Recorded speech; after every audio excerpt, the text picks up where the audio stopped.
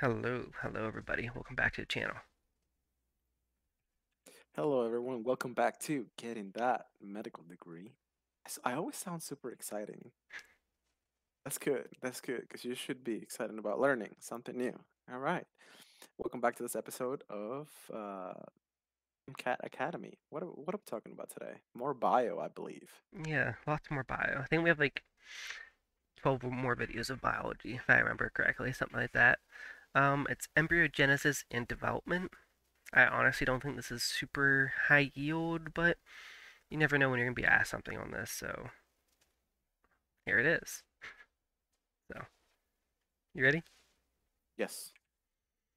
So, fertilization, this occurs in the ampulla of the fallopian tube. The sperm eicosal enzymes penetrate the corona radiata and zona Radiata. radiata. Yes. Oh, and zona pellucida. I don't know if I pronounced that correctly, to be honest. These enzymes inject into the pronucleus, and this cortical reaction releases calcium, which depolarizes the oval membrane and makes it impenetrable. A lot of words there. If you don't know those words, just watch a YouTube video. Another YouTube video on top of this one. So, and then you have the morula. So this is the phases. It's like an early solid mass of cells. Then you have the blastula. This implants in the endometrial lining. It's fluid filled. Trophoblasts to chorion placenta. Intermass organism. Gastrulation. So the centron leads to a blastopore in the ectoderm. This makes the nervous system. So also makes the skin, nails, mouth. Pretty much it's called the ectoderm, basically, people like to call it. The mesoderm is the muscular skeletal system, circulatory, gonads, adrenal cortex. And the endoderm makes everything that's inside your body, so endo. So ecto is like kind of outside your body, while endo is inside. Kind of makes sense. So like your GI tract, respiratory tract, bronchi, bladder, stomach. So the mesoderm also develops like your notochord, and the notochord induces the ectoderm. The ectoderm then makes neural folds, which makes a neural tube. The neural folds also go to a neural crest cells, so it makes the PNS, and the neural tube makes the CNS.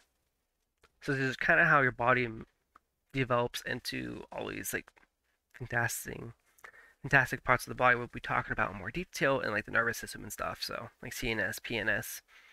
This is kind of like how all that develops. So ectoderm, so mesoderm, ectoderm, ectoderm, neural folds, PNS, neural tube, CNS.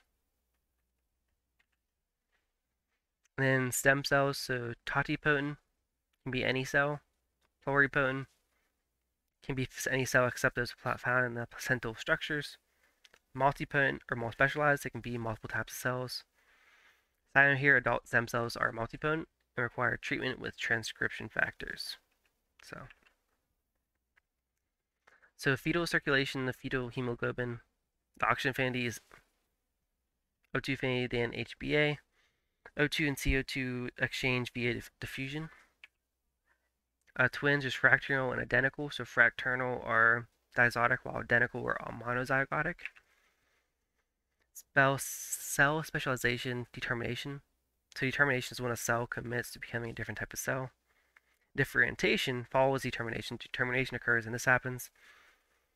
And this is selectively transcribed genes appropriate for the cell's specific function. So the cell determines it wants to be a different type of cell, and then stuff happens. Certain genes get transcribed to help that cell better work as its new job. Kind of how that kind of works. Cell signaling, so autocrine to itself, paracrines kind of to a neighbor, juxtacrines kind of like, I guess they'd be touching more. It's kind of like paracrine, but they'd be kind of like touching more than paracrine, and endocrines like throughout the blood, throughout the body. And fetal shunts skips along, so it's like the formula and ovulin, right atrium to left atrium, ductus, Arteriosus, pulmonary artery to the aorta, and you skip the liver, umbilical vein to inferior vena cava. So yeah, that's it really for this episode. Honestly, I don't think it's too high yield to be honest. The next one, as you Really? guys saw, was the nervous system. So yeah, I don't think it's too high yield. I mean, the slides I spent the more time on, I think, are more important. What I've seen from like the textbooks and like practice questions and stuff, and from like previous Mcat and practice tests. I don't see him asking a lot of questions on this chapter, other than like what develops into what and like that chain of events. Hmm. I think they're more going to ask you more about like what does the CNS system do? What does the PNS system do? What does the heart do? What's the parts of the heart? Um, how does blood flow through the heart? So I think it's more of what they're going to ask instead of how does this part of the body develop? Well, it's probably important how it develops more for like OBGYN. For I think general MCAT's probably gonna be more of like how does this thing work and like how can you like relate it to like a passage? Because the MCAT's mostly passages. You give you a passage and they ask you questions about the passage that usually requires you to apply your knowledge of the topic to the passage at hand. So that's kind of how the MCAT works, if you guys didn't know.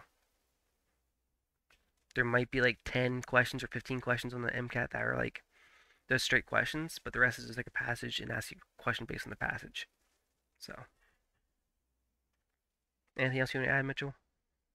No, no, that was pretty much it. I've seen a lot of the questions on the MCAT, the milestone. I think I started with this chapter, I'm not a big fan of this chapter. especially cell signaling.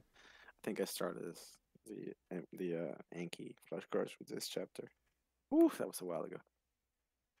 But hey, thanks everyone for tuning in. You're gonna have to expand your knowledge. These are just the highlights, remember. But thanks for coming by. Check out the new video. Peace. See you next time in the nervous system. Peace.